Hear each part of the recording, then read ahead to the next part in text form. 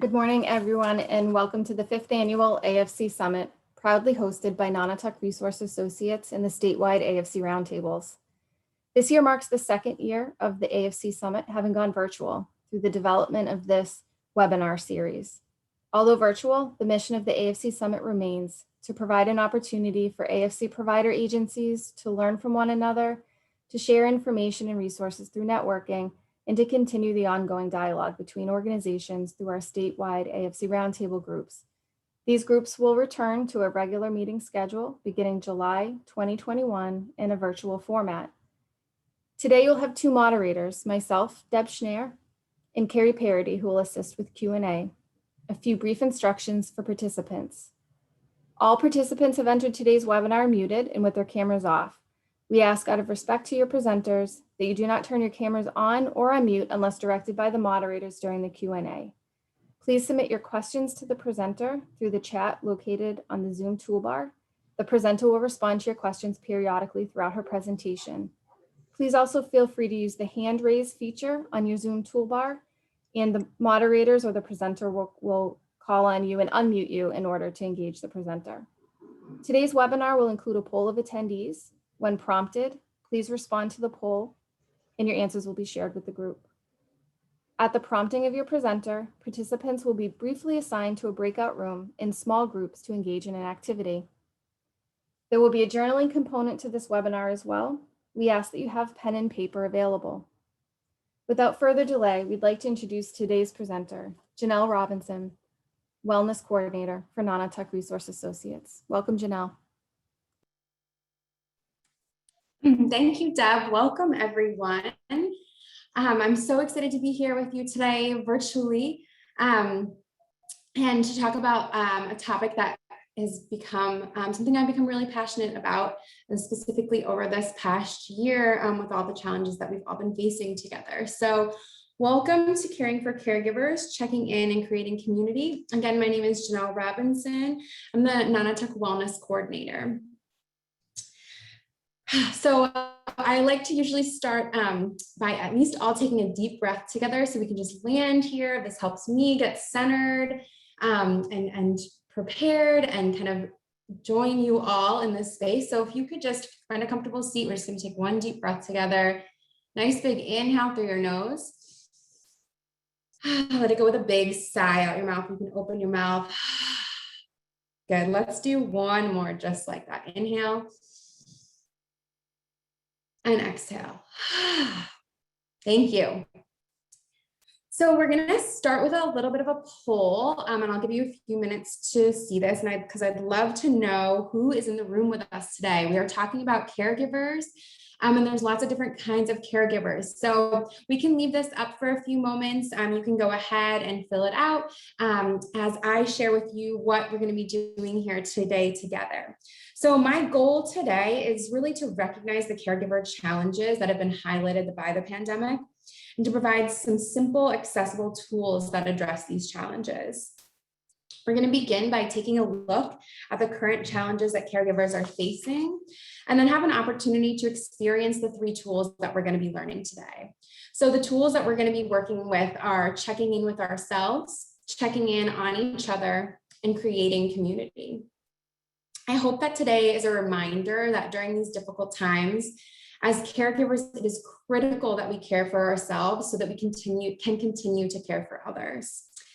And often, if you've attended workshops or webinars with me, we do have a movement component, and I have a lot to cover today. So I don't have any built-in movement breaks, but I encourage you all to get up, stretch, move around, take care of your bodies as best as you need, since we're going to be sitting for or joining each other for an hour and a half together today.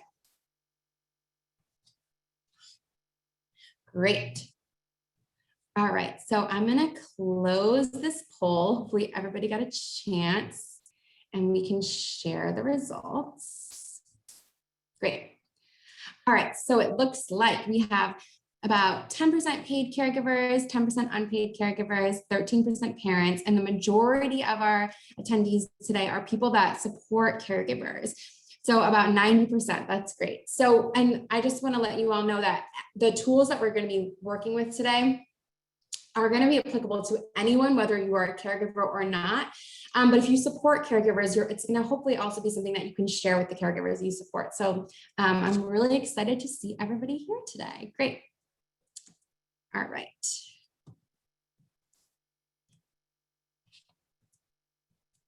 Okay, so caregiver definition. So now that we know who's in the room with us, we have a lot of these people here with us today.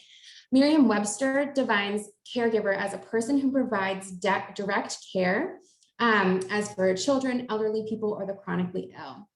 And this falls into a few categories. You can have unpaid family caregivers, so often referred to as family caregivers, paid caregivers, such as people who receive a stipend like through AFC, and parents. And I'm kind of lumping these all together. A lot of the literature and surveys focuses on one group or another, but I think that the tools that we're going to be really working with today can help everybody that falls into this caregiving role of providing care to another. So I'm really excited to kind of talk about this all together, no matter what role you fall into. So caregivers and parents really face a specific set of challenges, and these challenges have been highlighted and amplified by the COVID-19 pandemic. With the pandemic causing the closures of schools and day programs, and forcing many people to work remotely, leaving frontline workers without respite or childcare, these challenges have increased exponentially in the past year. Caregivers are reporting that their mental, physical, and financial health are all suffering. So some of the specific challenges that caregivers have been facing include balancing work and caregiving, financial struggles, physical health challenges, mental health challenges, and isolation, and a lack of community and support. So we're going to go into each of these areas a little bit. And although it paints a really difficult picture, I think it's really important to look at the reality that caregivers are facing. These are all things that we've been experiencing in our own lives and in our own bodies through the course of this pandemic. And there's real value in seeing that others are facing the same challenges too. And I promise that once we dive into the tools, things will feel more hopeful. So balancing work and caregiving, something that many of us here today have experienced in this past year. So with the closure of schools and day programs, remote work and distance learning, lack of respite care due to social distancing, caregivers were really facing a difficult challenge balancing their work responsibilities with their caregiving and family responsibilities. 50% of working caregivers reported that they have no access to paid family leave. And this comes from a study that I'll be referencing often throughout that AARP and the National Alliance for Caregiving ran in 2020. And 32% of women between the ages of 25 and 44 identified lack of childcare as the reason for their unemployment during the pandemic. And this comes from a New York Times survey that I'll also be referencing throughout. And so these statistics really just point to the fact that as we faced this pandemic and lots of people were already having difficulty balancing work and caregiving, that the pandemic just really highlighted this imbalance and left a lot of people without support, such as childcare or paid family leave. And they had to make a lot of difficult choices in order to support their families and either keep their jobs or leave their jobs in many cases. Caregivers also faced financial struggles. Nearly half of caregivers surveyed said that they experienced financial strains, anything from paying bills late, not paying mortgage, giving up savings, or taking out debt. And 48% of Black mothers said the pandemic had a major impact on their ability to pay for necessities like food, housing, and utilities. In addition to these physical health challenges, or addition to these financial challenges and balancing work and caregiving, caregivers also are facing significant health challenges, many of which are tied directly to their role as caregiver. So 23% of Americans surveyed say caregiving has made their health worse. And as measured by the Blue Cross Blue Shield Health index in 2018, caregivers had an average health index of 89.6, and this score is 2.2 points lower than the benchmark population. This translates to a 26% greater impact of physical and behavioral health conditions that could lower their overall health. So studies are really finding that caregivers, in comparison to the general population, are facing significant health challenges. In addition to these physical health challenges, caregivers are also facing mental health challenges. 69% of mothers and 51% of fathers surveyed said that they experienced adverse health effects due to worry and stress during the pandemic, something that I think many of us can relate to. And Mental Health America cites that the emotional burden of caregiving is significant across all racial and ethnic groups. So with white caregivers, 56% reporting feelings of isolation or loneliness, and 32% reporting feelings of anxiety. Hispanic caregivers, 52% reporting feelings of isolation or loneliness, and 34% reporting feelings of anxiety. And with Black caregivers, 43% reporting feelings of isolation or loneliness, and 23% reporting feelings of anxiety. And this comes from a Blue Cross Blue Shield study that I will share more about as we continue. So with all the challenges that caregivers have been facing, the financial challenges, the mental and physical health challenges, they've been doing so in isolation. And this is the area that we're really going to focus most on today. So with physical distancing that we were all practicing in order to keep ourselves and our loved ones safe, caregivers took on this burden even more.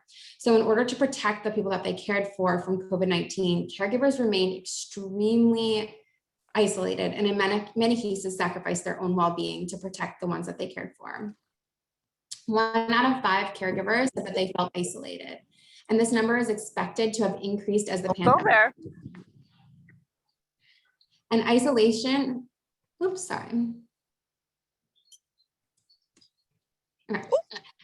Isolation can lead to physical and mental health challenges. So loneliness and social isolation have been linked to an increase in heart disease and stroke. And this risk was similar to that of light smoking or obesity, according to researchers. So this means that with all the challenges that we just named, caregivers have had to face them alone, especially during the pandemic, with a lack of support and a lack of community. And this isolation is increasing their risk of greater physical and mental health challenges in the future. Okay, so we're going to take another deep breath after just reviewing all of that. So take a deep inhale through your nose. Let it go with a big sigh out your mouth. I know it's a lot to take in. And it's been clearly established that caregivers are holding a high level of stress, isolation, loneliness, and anxiety, and that these feelings have really increased during the pandemic. Although we're not able to fix all of these problems today, my hope is to share some simple tools to cope with these feelings and to teach some practices that may help combat feelings of isolation and loneliness. And that is where checking in and creating community come in. Before I dive into the tools, we just reviewed a lot of information. These slides will be made available to you, but I just want to see if there are any questions before we move on. So I'm going to make sure I can see the chat here. You can type them into the chat, or if you have a question, you can feel free to raise your hand, and Carrie and Deb will help me monitor that. Just give a second for questions, and then we'll keep going.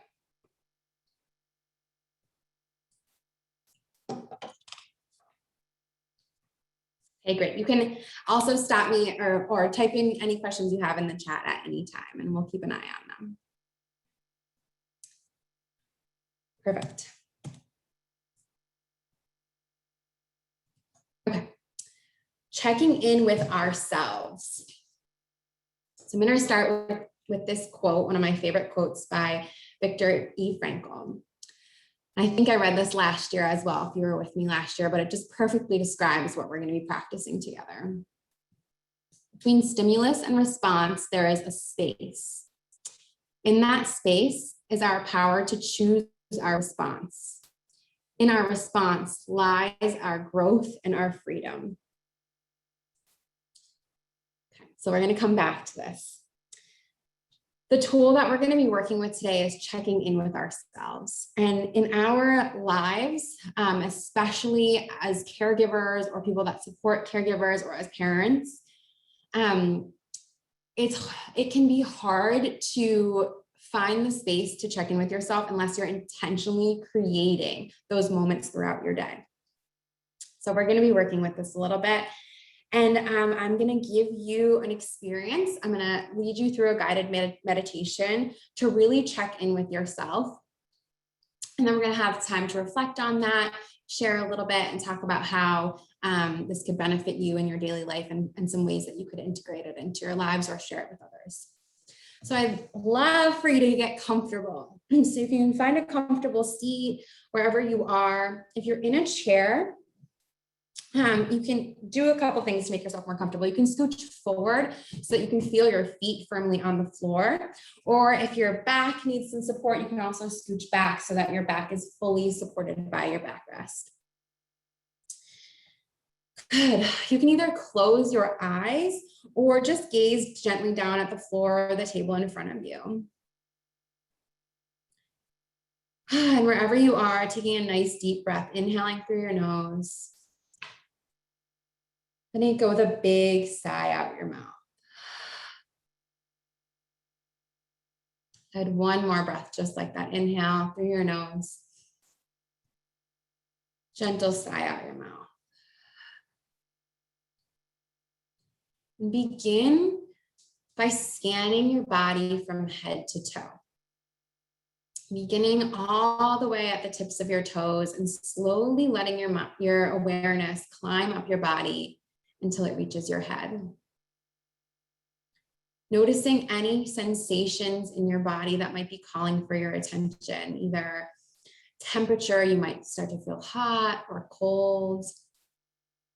You might have different areas of your body calling for your attention. Either they might feel tense or you might find an area that feels good. And whatever you find in your body, just really noticing if you are judging yourself or labeling certain feelings in your body as good or bad, and trying to let that judgment go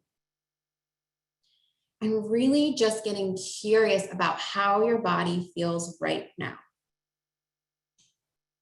without any prior ideas about how it should feel or about how it usually feels. Just noticing what's going on in your body now. You might notice that your shoulders are tense or your jaw is clenched. Just kind of taking a mental note of these things. And if your mind starts to wander, just bringing it right back to the sensations in your body, coming back to that body scan, head to toe, coming back to an area that might need your attention.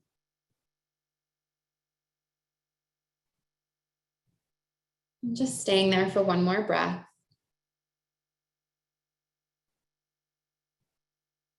And then bringing your awareness to your mind. Noticing the quality of your thoughts right now. So you might find that on this Tuesday morning, you're running down your to-do list, or maybe your mind is still waking up a little bit, feeling a little bit slow, a little bit sluggish. And again, whatever you find here, trying not to judge, just holding it with curiosity and kindness for yourself. Knowing that this is a moment that whatever thoughts are coming up for you, you don't have to react or respond to them. We don't have a lot of space in our day like this.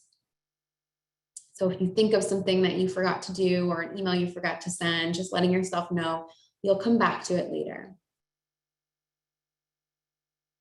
Just watching those thoughts come in and out of your mind. And as you practice this checking in with yourself more, you might start to notice patterns that sometimes your thoughts are racing or certain times of the day. your thoughts are a little more slow or a little more distracted. Just getting really curious about what's going on in your mind right now. Maybe you're noticing there's one thought that keeps coming up. I'm not trying to fix or change anything here, just observe.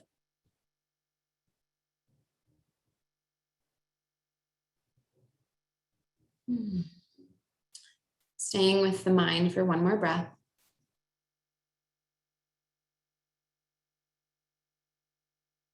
And then bringing your attention to your breath. Noticing your inhale and your exhale.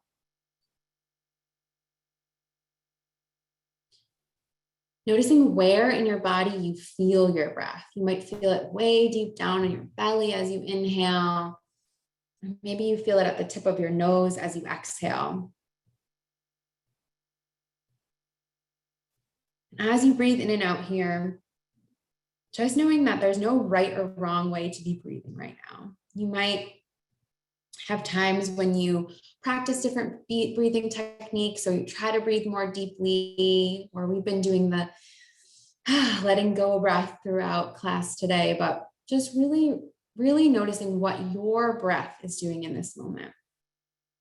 So often our breath has messages for us that we might miss if we aren't paying attention. Really getting curious.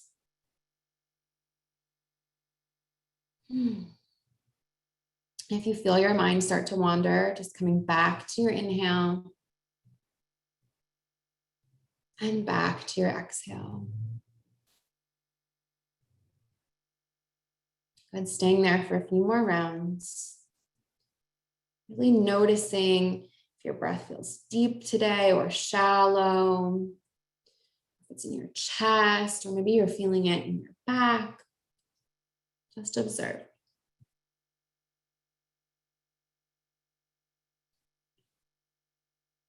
Good. And finally, shifting your awareness to your heart. Sometimes it can help to put one hand or both hands on your heart and ask yourself, how am I feeling right now? And notice if you can feel that answer come from your heart, come from within, not from your mind telling you how you should be feeling, but really trying to give yourself a space as if you were asking a loved one, how are you feeling right now? Asking that same question of yourself with that same care, that same compassion, and that same listening ear. Just noticing whatever comes up. It might come up as a word to describe how you're feeling, or maybe an image or a felt sense in your body somewhere. And just holding whatever it is that you're feeling with the most love and compassion for yourself, knowing that however you're feeling in this moment is okay. It is not often that we take this time to really check in with ourselves and ask how we're doing. So just taking the next few moments to sit with whatever feelings come up.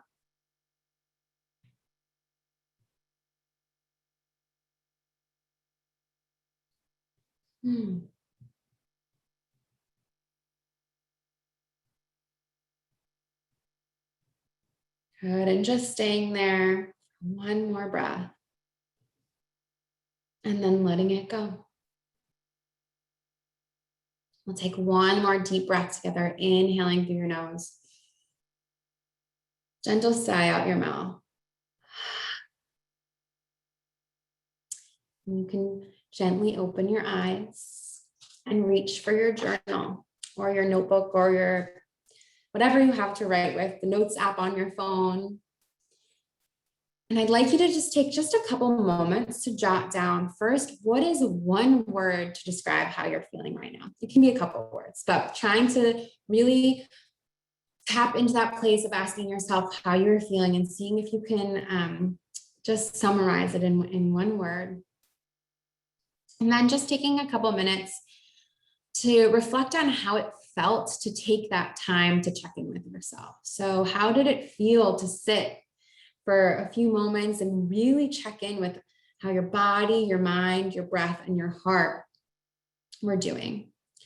So I'll give you about 2 minutes to journal, and then I'll let you know when that 2 minutes is up and we will come back together.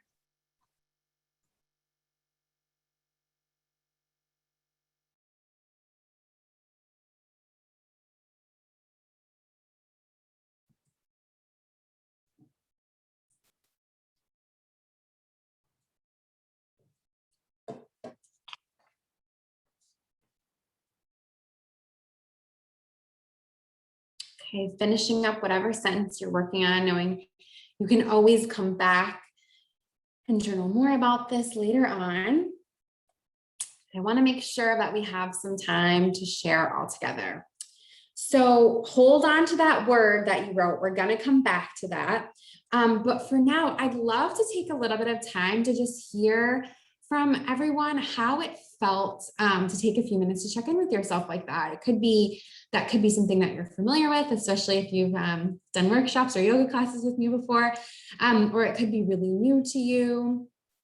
So I'd love to just hear, you can either type into the chat, or I'd love to see some of your faces. If you want to raise your hand, Carrie and Deb will help call on you and you can unmute yourself, or they'll help unmute you and you can turn your camera on, because I'd really like us all to feel connected today, since that's what we're talking so much about.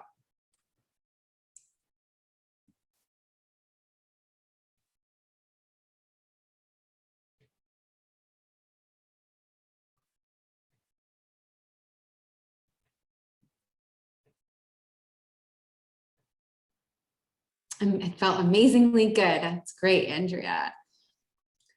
Yeah, it's especially if this is not a practice that you're used to, this just can feel so good to finally sit down and really check in with yourself and find out how you're doing.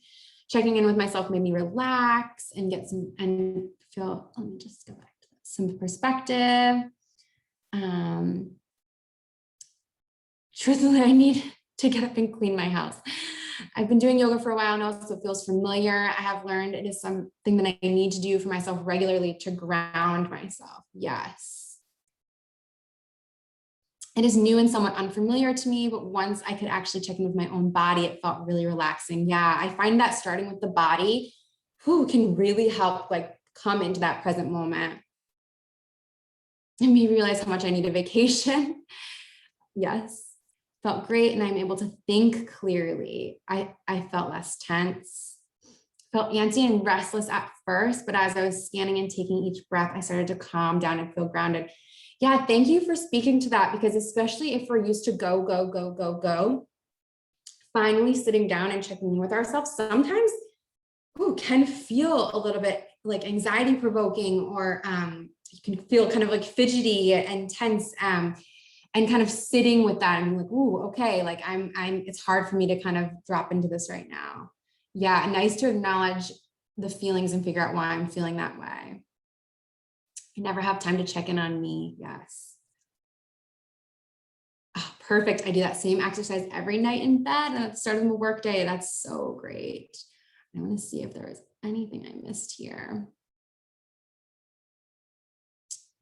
Great. Thank you all so much for sharing those. Is there anybody that's feeling really, really called to share out in the group? The chat is totally fine, so we can keep going this way. I just want to give you space for that.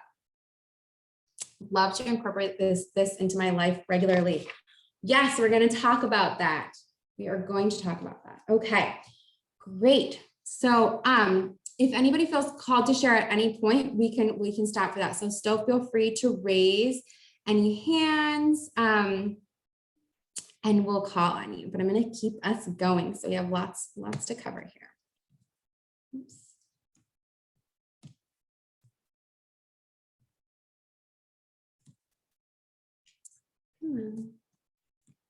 Okay, so I want to share this quote again now that we've done that practice, because I think it's going to make a little more sense and we can talk about it a little bit more. So between stimulus and response, there is a space. And in that space is our power to choose our response. in our response lies our growth and our freedom.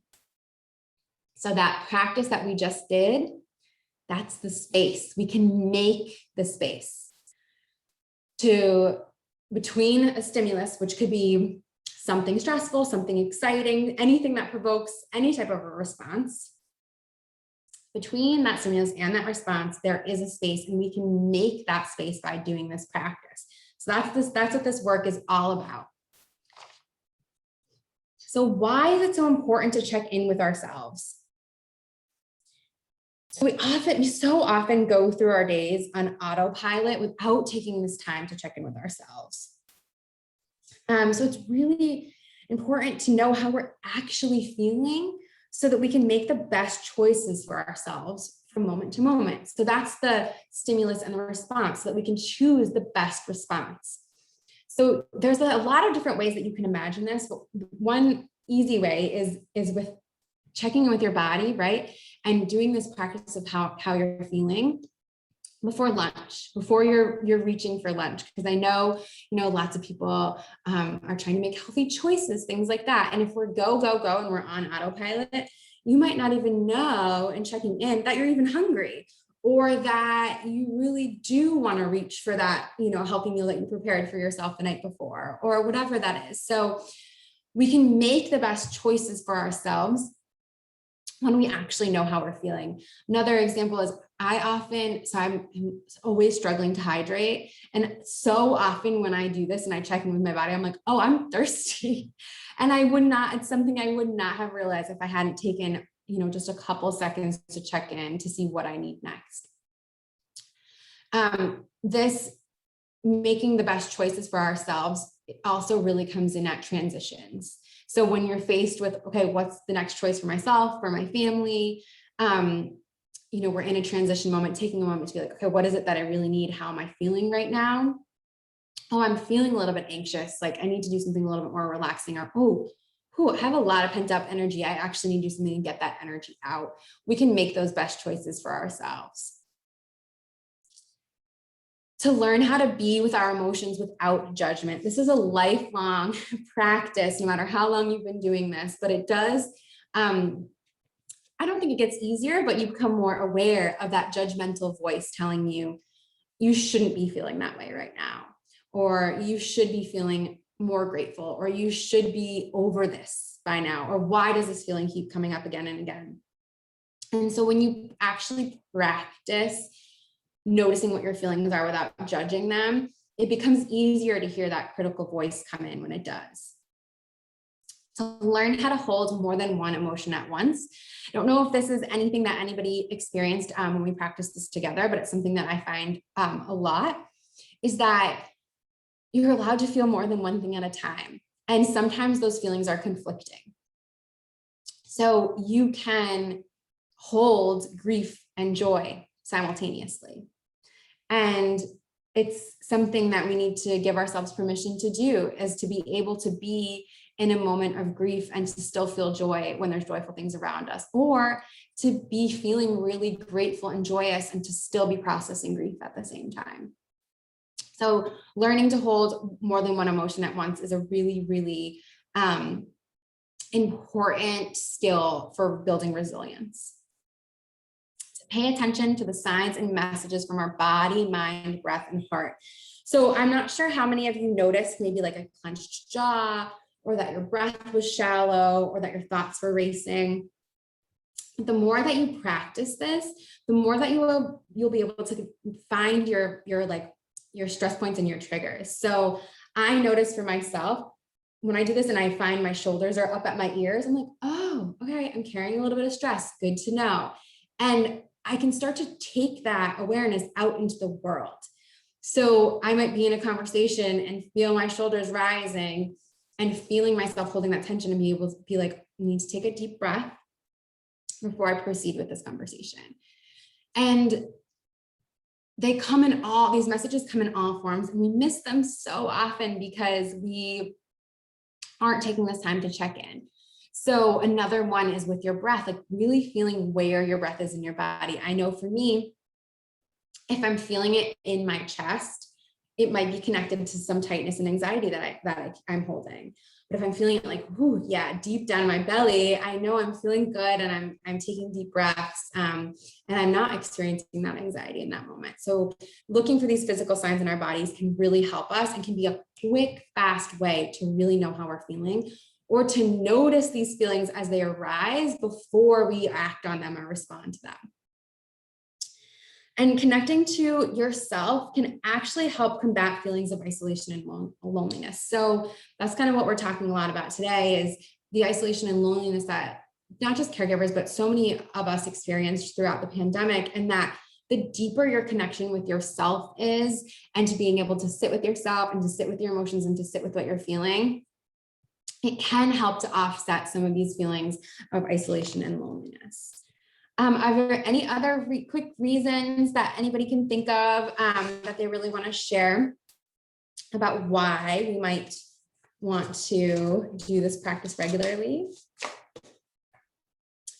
And you can, we're gonna do some sharing in a moment too. So if you have something, you can share it in this space as well.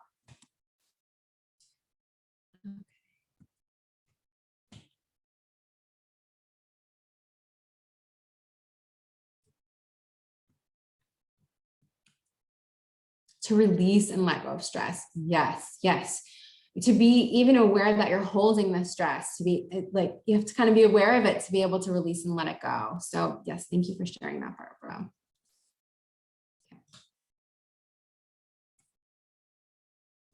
Okay. So we're going to do a little bit more sharing together, either within the chat, or again, feel free to unmute yourself so I can see your face. But I'd love to know, we talked a little bit, some people spoke to this when we were talking about how this experience was, but they already have this practice. Somebody mentioned they do it in the morning and at night, which is such a beautiful way of integrating this into your life, to check in with yourself in the morning. I've been trying to do that more and more lately before I even get out of bed. Like, okay, how am I waking up this morning? You know, what do I need? And I love the idea of ending your day that way as well. So feel free to share in the chat or raise your hand. What are some ways that you could integrate this practice into your daily life? Sometimes, and while you're thinking, I'll just share. We'll do this again at when we close. But I wake up every morning at 5:30 a.m. to get my workout in, and end with a mindful cool down, which includes a meditation. That's so great. Thank you, Kimberly. This can be done. I guided you through, we did about like 7 to 10 minutes together today. This can be done in 60 seconds if you've got a minute. Like, all right, how's my body? Ooh, I'm hot. Okay, all right, good to know. How's my, my mind? I got some racing thoughts. How's my breath? I'm taking deep breaths. Okay, great. And how's my heart? Okay, I'm feeling centered. I am feeling centered right now, even though I'm having some racing thoughts. And so it can just be that quick. The more you practice it, the easier it gets.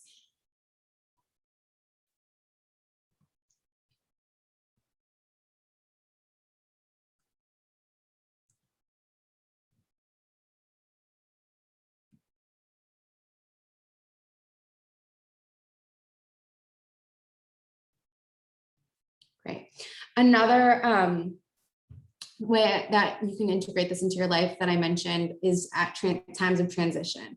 So moving from one thing to the next, I'm finishing my work day and now I'm going to be taking care of my family or for my loved ones. I need to take a moment to check in with myself and see like, oh, I need that glass of water before I launch into making dinner, or whatever that looks like for you. So times of transition is a really great way to integrate this into your life. Another way is in times of stress or before doing something that feels stressful, before writing that stressful email or having that difficult conversation, getting yourself centered and knowing how you're feeling so you can act from that knowing place. Great. Anybody else have any ideas for how they want to put this practice into practice in your life?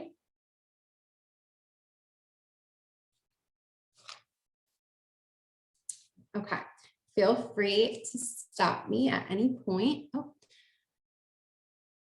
Yes, I like the idea of trying to calm myself and get centered when my thoughts are racing. The days can become too packed with tasks, thoughts, and stress. And then at lunchtime, yes, both of those. So yeah, building this time in, you can even set a reminder on your phone to take this time and check in. We need these reminders. As I said, we are often going so quickly on autopilot, especially as caregivers, or as people that care for caregivers, or as parents. Our to-do lists are so long, and there is so much that we need to be getting done. And it often can feel like we can't even take a moment to check in. But when you do, you're able to make choices from that centered place and from that place of knowing how you're actually doing, and can really, really help as you move through the rest of your day. And at lunchtime, yes, great idea. Okay. So, sorry, my slides are moving slowly.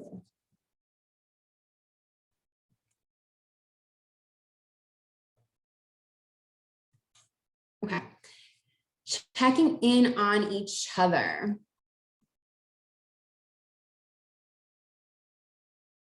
Great. Oh, I just want to read this one message from Maureen. Making this a priority during the day, no matter how hectic. With this practice, you're better equipped to make choices. That's exactly it, Maureen. Thank you. Okay. Checking in on each other. So I'm going to start with this quote by Brene Brown. Vulnerability is the birthplace of love, belonging, joy, courage, empathy, and creativity. It is the source of hope, empathy, accountability, and authenticity. I just love that. So we have practiced checking in on ourselves, and now we're going to take a step further and practice some ways that we can check in on each other. I'm really excited to dive into this with you all, because my biggest takeaway from the wellness work that I've been doing throughout the pandemic is the importance of creating spaces to be vulnerable and check in with the people around us. So I'm going to ask us to practice being vulnerable today and do some sharing. I promise it's nothing too scary. And we're going to practice a few different techniques, both using the chat and using breakout rooms. And then we'll talk about some ways that you can integrate this practice into your lives.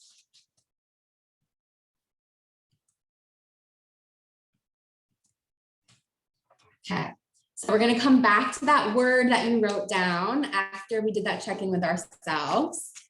And I'd love if you are feeling courageous and vulnerable. Oops, go back. Courageous and vulnerable today. If you could type your word into the chat. I'm trying, here we go. I want to see the chat. Great. Serene, calm, tired, relaxed, connected, calm, curious, calm, relaxed, focused, tired, refocused, relaxed, peaceful, curious, aware, chill, overwhelmed, grateful.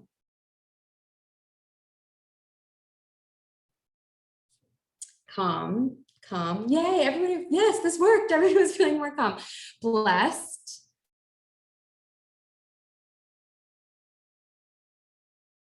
Great. Relaxed, thankful, overwhelmed, calm, happy. I love seeing the array of like some people feeling more calm from checking in, and some people being like still feeling overwhelmed, you know, relaxed.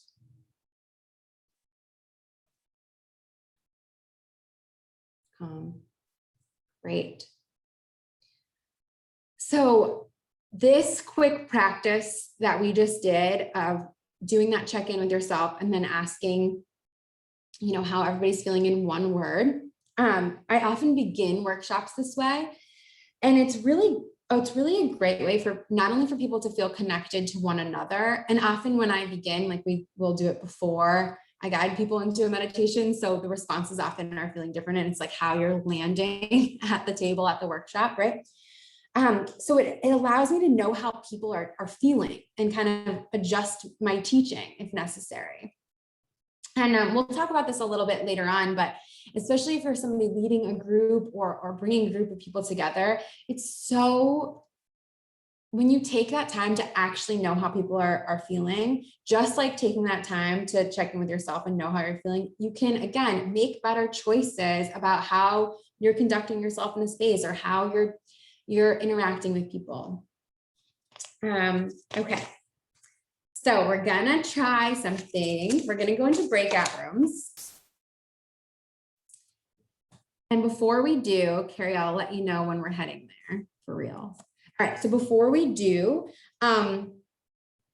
we're gonna do the practice of checking in with each other in these breakout rooms. And there's a lot of different ways that you can do this or different prompts that you can use for a check-in like this. You could do highs and lows, roses and thorns, something that's on your mind right now. You could even do the one word check-in, but speaking it out loud, as a group. Today, we're going to share something you're grateful for right now. And so you're going to have 5 minutes. There's going to be about 4 or 5 people in a group, depends on how many people are here in this moment right now. And you'll get a 1-minute warning when the 5 minutes are almost up, and Zoom will bring us all back together again, or Zoom and Carrie.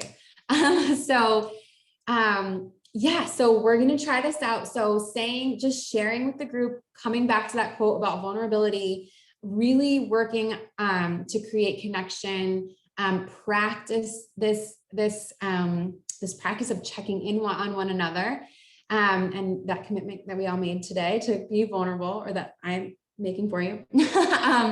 And so, yeah, so we're going to go into our breakout rooms, share something that you're vulnerable, or share something that you're grateful for, and then I'll see you in 5 minutes. Okay, Carrie, send them off.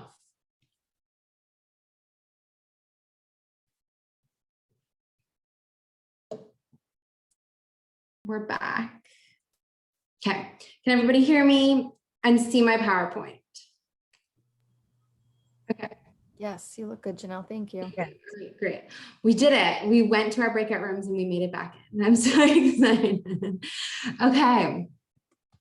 So I would love to know what that experience was like for you of sharing in a group of people that you may or may not know virtually in the middle of this workshop. Yeah, I would just love to hear how that was for you. If it was out of your comfort zone, if it felt good to be connecting with others in that way. Oh, it keeps doing that. Yeah, feel free to share either in the chat or unmute yourself. Not enough time, but it was great. Yeah. It felt good. It was just longer. Oh, I'll do longer next time. This is so good. Good feedback. Great. What's the reason? Can I speak? Is it okay? Yes, please. Okay, awesome. It was great. We kind of reflected on the whole mask removal, like how we can use the exercise, because it's gonna be a whole new world of, some people keeping the mask on, some people removing it. So we can kind of like reconnect with ourselves and do what's comfortable for us. And kind of like, it's pretty much caring for your own personal self versus worrying about what everybody else is doing. So that was kind of like, what we reflected on. Great, thank you. And how the exercise will help us to kind of like get back to basics. Yes, thank you for sharing that. And thank you, so much for speaking to that reopening that we're all kind of facing right now, and how important these practices and skills can be as we're navigating that, to stay connected with what it is that we need for ourselves. Yeah, similar feelings of gratitude. That's great. Thank you, Maureen. Nice to communicate with others and hear sharing what they're going through and what they're grateful for. It's great hearing myself say it out loud and listening to what my coworkers were sharing, what they're grateful for. It's such a great, thank you for sharing that, Samantha. That's a huge part of what we're practicing as we check in with one another, is speaking things out loud and giving people the space to also speak it out loud. That's where that vulnerability comes in, and it's so important, right? Great. Interact with caregivers and individuals in person. Yes, yes. Oh, this is so great. Okay. Anyone else that is wanting to share, we'll give it just another minute for the chat. And if anybody wants to speak into the group.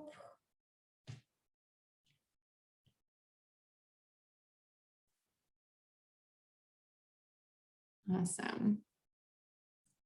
Okay. Keep going, but feel free to stop me if you want to share.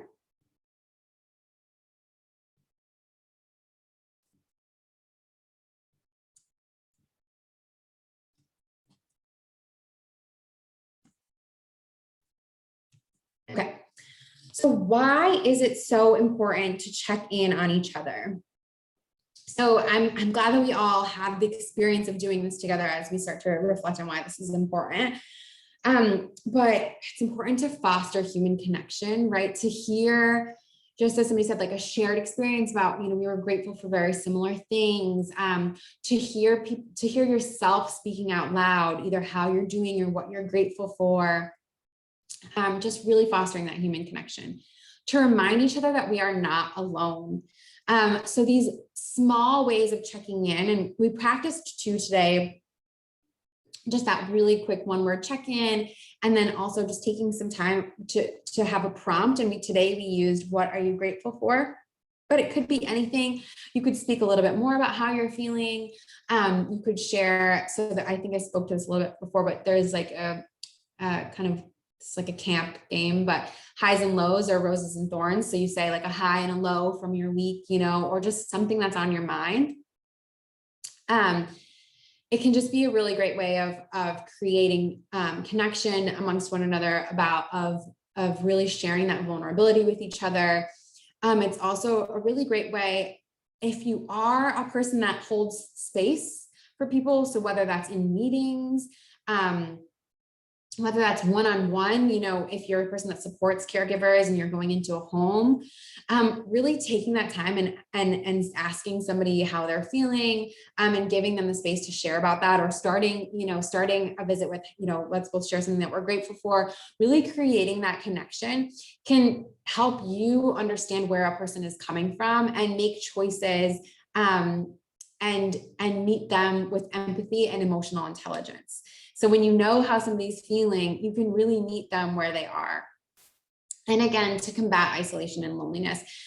In this world, this virtual world that we've all been in the past year plus, these moments of like real connection, even though they're on a computer screen, and I cannot wait to start seeing people in person and to stop, seeing these little boxes on my screen quite as much. Making sure there's that time to really hear how another person is doing, or to hear what they're grateful for, or to just share something, has been so crucial to combating those feelings of isolation and loneliness. Okay, so we're going to think about, again, what are some ways you could integrate this practice into your daily life? So this could be a few things. If you are a person that leads meetings or holds space for people, this could be something you could start meetings with. If you are, this could happen around your dinner table with your family. You could be doing that one-word check-in really quick with people, before you're launching into working together on a project. I would just love to hear what are some ways that you could do this little practice that we did of checking in on each other more in your daily lives. And you can either share into the chat. We'll just take a couple moments for this, or you can unmute yourself or raise your hand and share.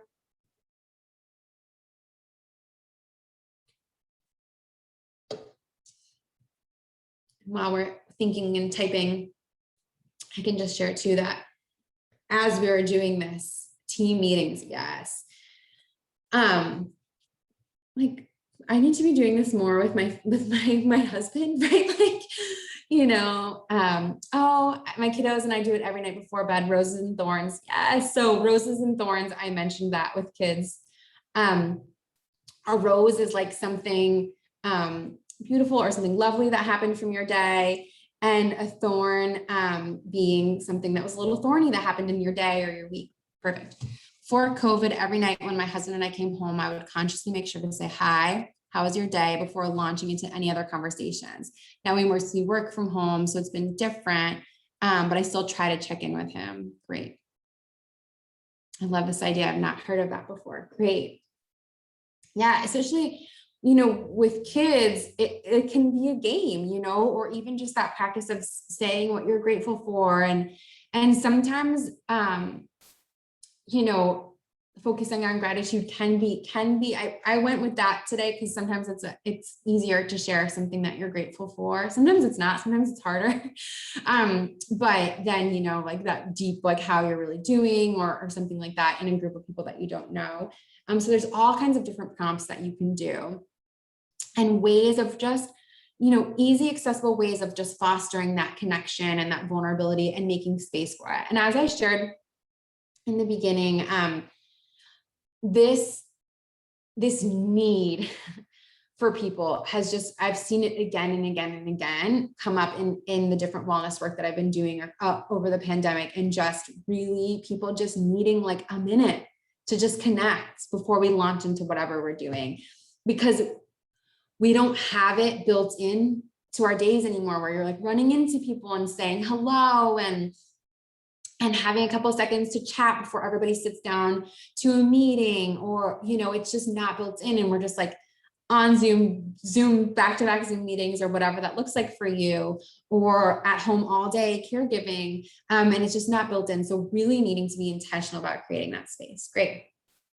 So is there anybody else that wants to share about integrating this into your daily life? Okay, keep going. We're doing good on time, but I got to keep us on schedule. Okay.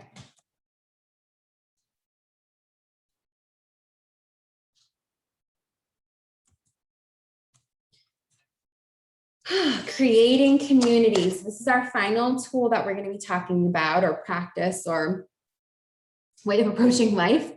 And I'm going to start, as we have, with a quote by one of my favorite authors, Kurt Vonnegut. What should young people do with their lives today? Many things, obviously, but the most daring thing is to create stable communities in which the terrible disease of loneliness can be cured. So whether or not you consider yourself a young person, I'd love for all of us to kind of try this, try this idea on, about what we should be doing with our lives, and in terms of creating community and trying to cure the disease of loneliness, which is what we're talking so much about today. So we're going to really take the practice of checking in with each other one step further and think about how we can create more community in our lives. So we've discussed the many challenges that caregivers are facing, and the fact that so many of them feel as though they're holding these challenges alone. And we've discussed the toll that isolation and loneliness can take on caregivers, and the importance of checking in with ourselves and each other. And so I've been reflecting a lot over the past year, but also when I became a mom, about the fact that humans used to live in villages, and that there's this idea now called revillaging, and I love that word, revillaging, that of trying to create more villages in our lives. And it used to be that humans, if you were a caregiver or a parent, you were not in isolation. You had a community and a village of aunties and uncles and grandparents and friends and family members and neighbors who were all participating in the caregiving with you. And that was the village. And, you know, there were community meals, and there was always somebody to watch a child if, you know, somebody had to go do something. And we've moved so far away from that. And some people take this term of revillaging very literally, which is beautiful. And people are trying to create more communal living situations, and literal villages where there is this in-person community. But I think what we've really seen throughout the pandemic is that communities can come in all shapes. And we've learned how to stay connected virtually, and that communities can reach across the globe, which has been a necessity and both hard because we have all been so isolated. But I think we've all also learned so much about community and connection that we can really carry forward. So I'm going to give us some time to reflect on ways that you can create more community in your own life or in the lives of the caregivers that you support. And this could be anything from like a parents group, a mentor program for new AFC caregivers, weekly virtual gathering with people in your own life, connecting with a neighbor that you don't know, really anything. But before we do that, before you pick up your pen, I just want to I've been reflecting a lot about this, and I'm asking you all to be vulnerable today. So I'm going to just take a moment to do my own kind of share on this to get your mind thinking as well. So the first question I want you to reflect on is, what does community mean to you? And the second question is, how can you create more community in your life or the lives of the caregivers you support? And so I've been thinking a lot about what does community mean to me as I've been preparing for this and just in life. And I think when I first became a parent, when I first became a mom, I had this vision of what I wanted community to look like. And I joined a lot of parent groups, which were wonderful. And I was trying to spend a lot of time with other moms. And I had thought community meant like lots of people around to me. And in some instances, it does look like that. And then with the pandemic, all of that ended. And also, I had always kind of left those things not feeling 100% fulfilled for myself. And they can be so beautiful, and I've led them, and they're really great places to come together. But something in it, for me, I wasn't getting that feeling that I was looking for from community. And so I've been reflecting on this past year, and I've been thinking about this one relationship with another mom in particular that I have, where she and I have known each other for several years. We became moms around the same time. And we have not seen each other lately, both because of pandemic and motherhood and life. We can barely get it together to call each other a FaceTime. We text message constantly about motherhood and life and everything else. And she is a person that I can show up with vulnerably, with the messy stuff, with the hard questions, with the joys, with all of it. And I was really reflecting on this constant text message communication that I have with her gives me such a sense of belonging, and that to me is community. And it doesn't look necessarily like I thought, this community of mothers might look like, but it feels like what I wanted it to look like and what I needed. So in terms of how can I create more community in my life, my commitment to myself is really simple, is to just nurture that relationship. So I want to give you all some time to answer these questions as well. So go ahead and grab your pen or your notes app on your phone and take a few minutes to journal on what does community mean to you? And it does look so different for each of us. And how can you create more community in your life or the lives of the caregivers that you support? So I'm going to give you about 3 minutes to journal, and then we're going to do some sharing.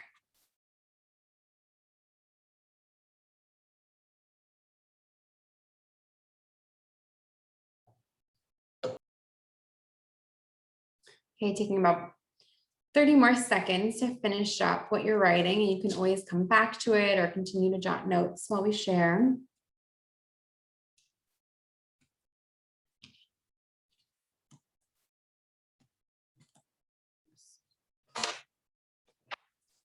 Okay, and coming back together, I would love to hear your responses to either one of these questions. Either what does community mean to you, Or how can you create more community in your life or the lives of the caregivers that you support? So feel free to raise your hand so we can see your face and hear your voice, or you can share into the chat. But I think this is a really great space to help also give each other ideas. We're really working on how to help combat the loneliness specifically of caregivers. And so giving each other ideas, both for our own lives and for the lives of the caregivers that we love, really important. Community to me means togetherness and support. Yes. And that togetherness, can't wait to all actually be together. Community is a group of people who support each other.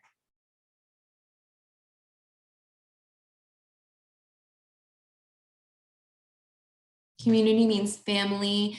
Oh, yes, lots of responses. Yay.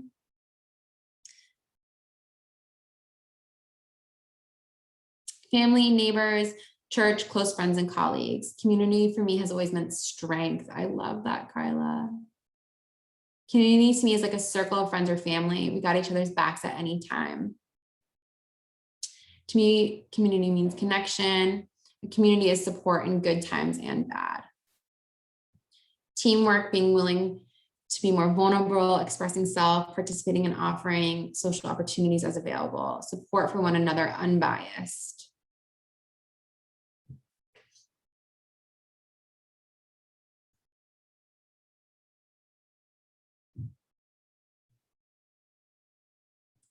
Right, does anybody want to share some ways that they're going to try to create more community in their lives? It doesn't have to be a physical address, strong connection that continues beyond the conversations. It can be hard to allow yourself to be open to community, but it is rewarding. Thank you for saying that, Catherine. Yeah, I completely agree. And I think that's such a great thing to point out, that it can be really hard to be vulnerable and to open yourself up to community, or to find community for some people can be really difficult as well. Initiate more opportunities for connection with others. Thank you, Nadia. Sorry, I hope I'm saying your name right.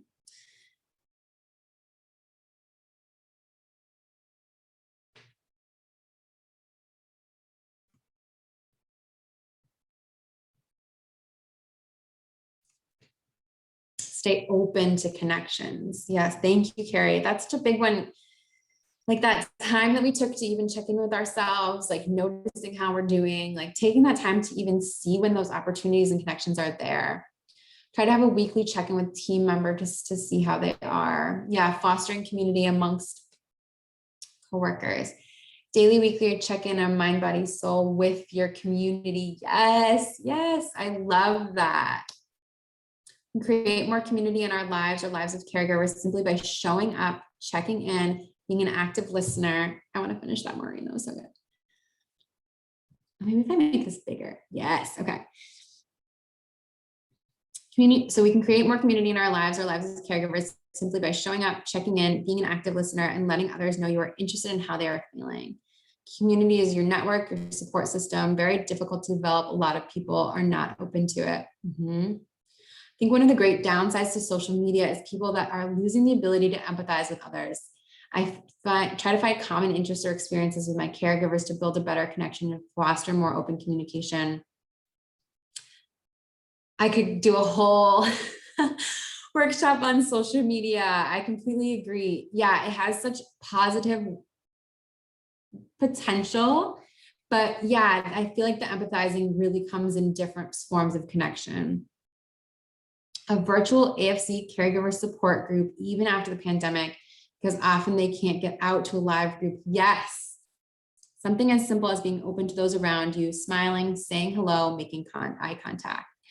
Being like Mr. Rogers, check in, be present, and listen to others, remain positive, connecting people where it makes sense. I grew up on Mr. Rogers, so I love that one. Attune, yes. These are so good. Yay. Okay. Let me check time. I can read these all day.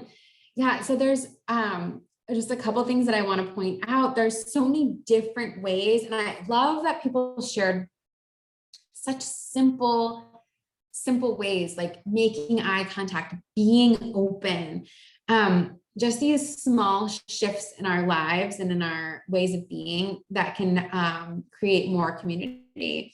And then some really great ideas. There was one about a virtual AFC support group. I think as much as, we all can't wait to be back together in person, there is so much to be said for the ways that this virtual way of connecting can reach people that can't get out and be in person, people that live far away from each other, still creating communities in this virtual way, I think really has, held us throughout this pandemic and can continue to do so, especially if it's done intentionally, using some of the tools that we talked about today. Okay.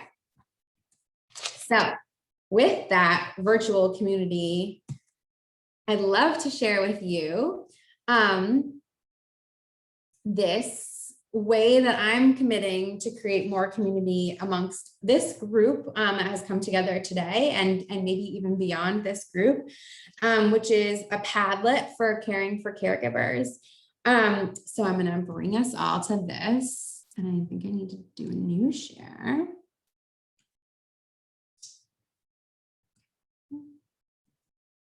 Yes.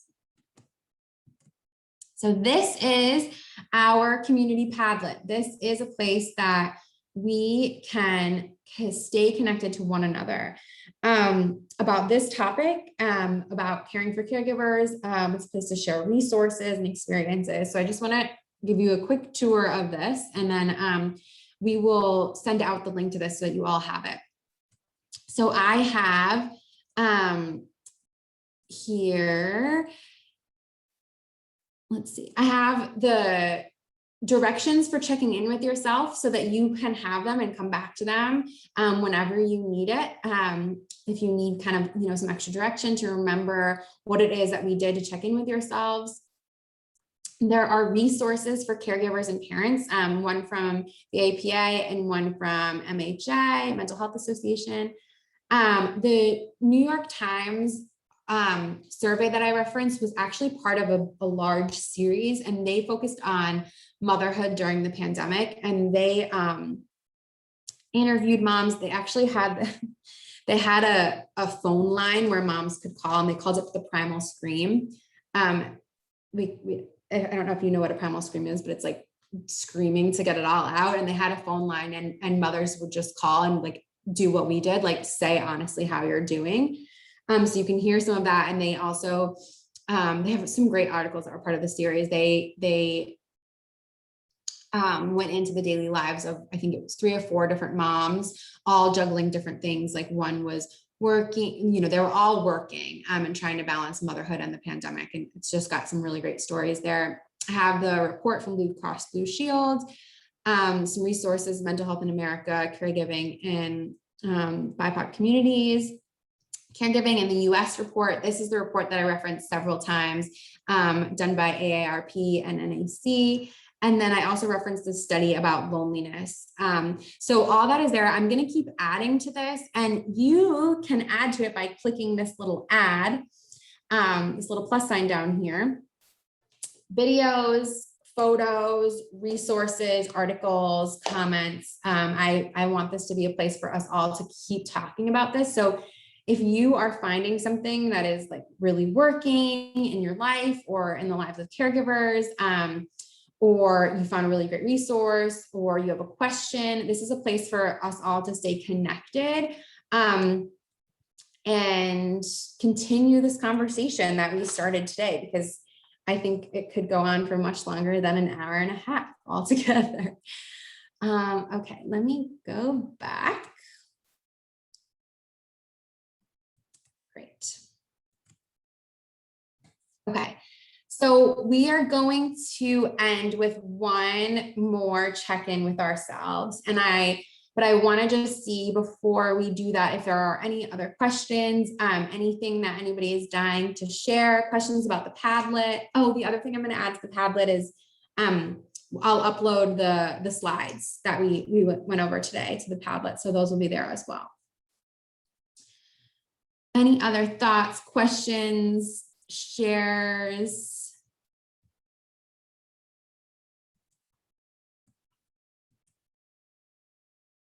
Thank you, Mia. Yeah, this is one of the, so I don't know if people have worked with Padlet, but it's one of the ways that I've really enjoyed staying connected to different groups, because it's not on social media and it's not in my inbox and it's not on my desktop. It's like this one place I can go to share just resources and ideas and stuff. So if you work at Nanotech, I've made a couple for us. So yeah, but if it's new to you, it's a really great resource and a great place to stay connected and to keep fostering community in different ways. All right, so let's take a few minutes before we close to check in with ourselves one more time. Finding a comfortable seat.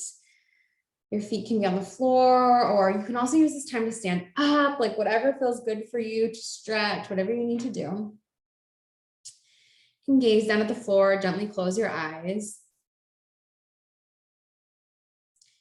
Just checking in with your body, scanning your body from head to toe. Noticing what your body needs right now. Maybe you've been sitting, maybe it's almost lunchtime and you're hungry. Just checking in. Coming to your mind and noticing how your thoughts are showing up right now. Maybe you have lots of new ideas for everything we talked about, or maybe you're thinking about what's coming next in your day. Just notice.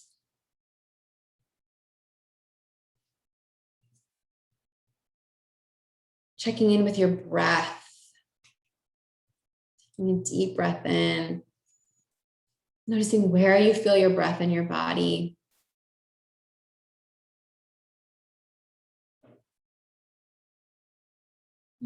Noticing your inhale and your exhale.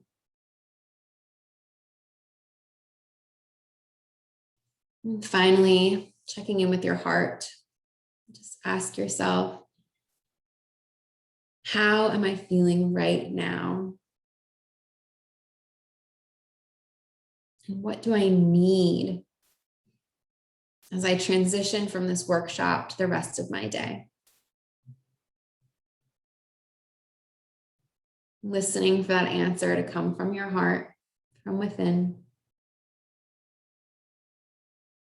And letting yourself know you're going to honor how you're feeling and what you need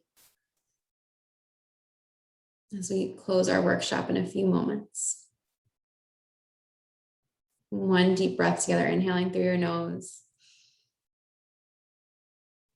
Exhaling out your mouth. And gently open your eyes.